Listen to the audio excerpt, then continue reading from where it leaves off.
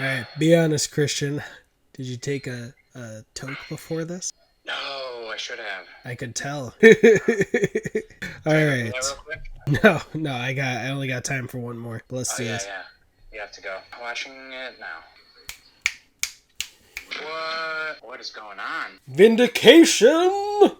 Minute 31. I'm Brian. My name is Christian.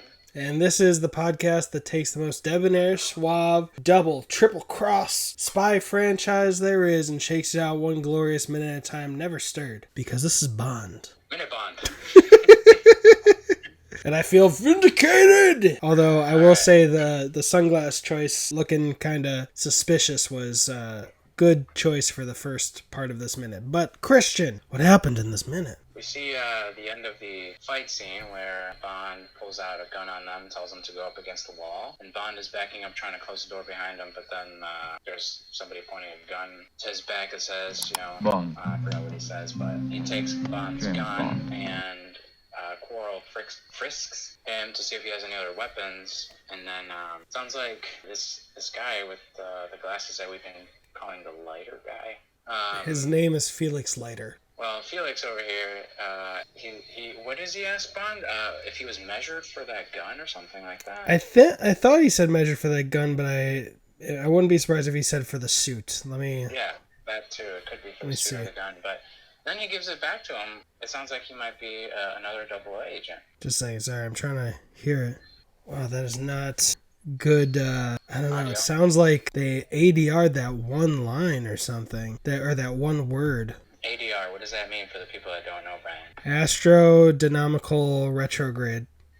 No, it does not. It means replacing the audio in post. That doesn't tell me what A and D mean and R. Brian's just being a funny guy right now.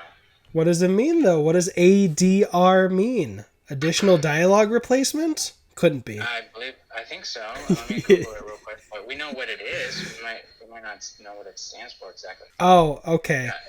So I watched it again, and they still didn't have the full subtitles for it, but I know what he said. He said, all right, where did you get measured for this bud? Like buddy. Yeah, so ADR in film is the process of re-recording audio in a more controlled and quieter setting, usually in the studio.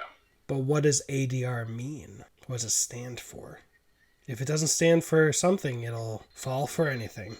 Yeah, automated or additional dialogue replacement. Okay, but I don't think that word was actually ADR'd. I think it was just weird how it goes, bud. But yeah, where did you leave off with your summary, sir? I got to the end where I think he's a AA agent because he gives him his gun back. And so I think Keith Leiter, or whatever his name is,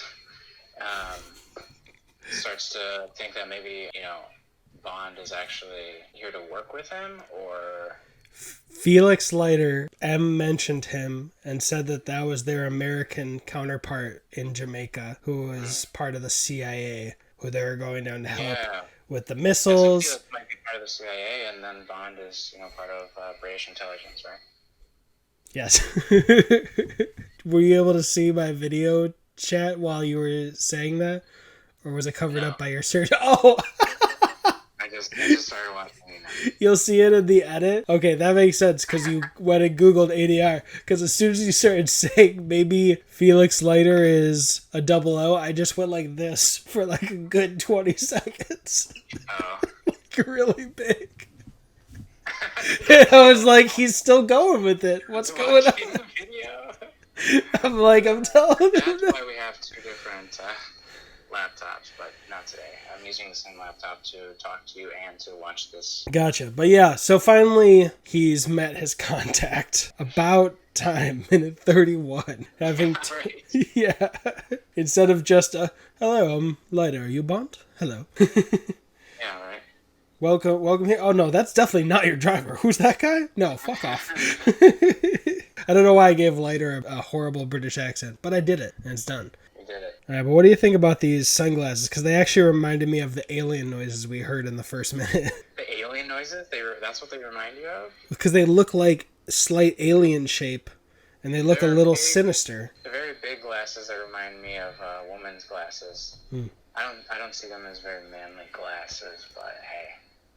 I also I also found it interesting in the beginning of the minute how Bond had to pick up his gun even though he never actually drew it. You know? He went like this, barely into his jacket. In the minute, you said? Huh? In the beginning of this minute, 31. Oh, yeah.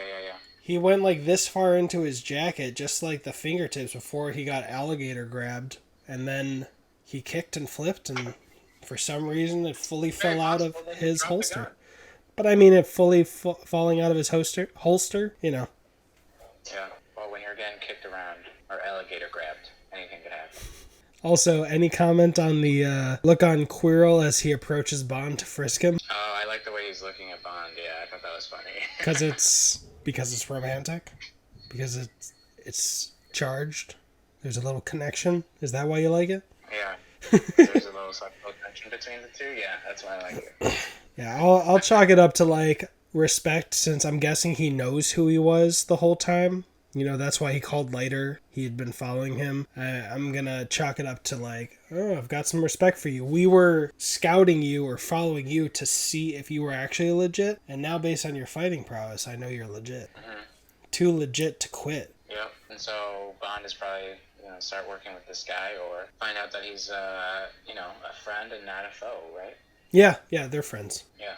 So damn, every minute gets more and more exciting. I want to know what happens next, but you have to go. Yeah. Before we go on to minute 32, because Christian loves how every minute gets better and better, we're going to just rewatch all 31 minutes before doing 32.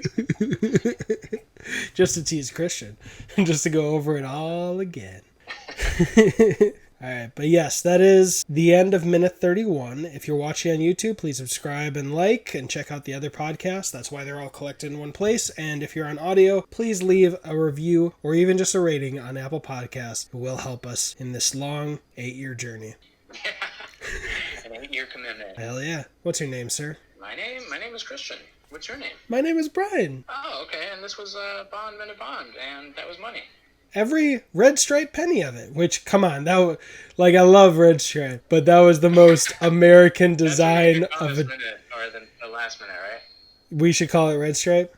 Yeah. I'll keep that in mind. If I didn't call it red stripe, please somebody correct me. But that was the most American dressing of a Jamaican alcohol hut. It's like, what do we put in there? Should we put a variety for all the customers who would like some variety? No. Just put a shit ton of red stripe. It better have been product placement. That's all I'm saying. If it's only going to be red stripe and nothing else. But we'll see you in minute 32. Hold on. Hey. Hold on, sir. Hold on. Hold the phone, my friend. My phone is video recording you. I can't hold it. I just googled red stripe, and it is brewed in Jamaica. Bond. Why the fuck did you think I was excited? I thought you were saying it was an American beer. No! It's a Jamaican beer, but it's like dressing an Australian alcohol closet with, like, Foster's. I know for a fact in Australia, Australians hate Foster's. Foster's has just done a magnificent job of branding themselves. I think I have seen, like, a drinking show in Jamaica where the Jamaicans were actually drinking Red Stripe, but, like, that's the beer that's known for being brewed in Jamaica. I'm just saying there are others. If this was real... I've had Red Stripe before, but I didn't know that it was from Jamaica. It's on the bottle! Do we see a bottle close up? No. If you've seen one, if you've put the liquid in your mouth. Yes, years ago. That's not my beer of choice. I'm saying it's on the bottle. Yes, you're right. And if I had a Red Stripe beer in front of me, I would have known right away that it was from Jamaica. And I wanted to assume from the beginning that it was a Jamaican beer, but I didn't want to sound stupid. Christian was today years old when he learned that Red Stripe, which he has had inside him in a very intimate setting, is from Jamaica. Comment below if Red Stripe is your favorite beer, which I can't see anybody being like, yeah, Red Stripe is my favorite beer. Maybe, I don't know, but it just doesn't seem like a very common beer around here. I see it in the Jewels. They're in Jewel. Okay. Yeah, because it's not a craft beer, I don't even pay attention to it. But I've had it before. I must have not liked it. That's why I don't continue to drink it. But anyways, breaking news from my producer: we will have a new co-host in minute 32 for disrespecting the Red Stripe. According to my producer. My producer in my ear. That's why I have this. Red Stripe sponsor us. That'd be cool. That's not fucking happening. We're not getting that kind of sponsorship. All right. Thank you so much. Everybody, that's Dude. the end of minute 31. Dude, we should try to get Red Stripe to drink one while we record minute 32. Shall we make a commitment? I'll get some Red Stripe today and leave it in my fridge. That means I have to buy Red Stripes too. Cool beans? Commitment? All right, I guess. All right, grab your Red Stripes before tomorrow, unless you're binging them, and we'll all have a Red Stripe in minute 32. Cool. Even if it's 11:30 in the morning. All right, you can stop holding your phone for Christian's Red Stripe revelation. All right. All right, bye. Bye. That was so good.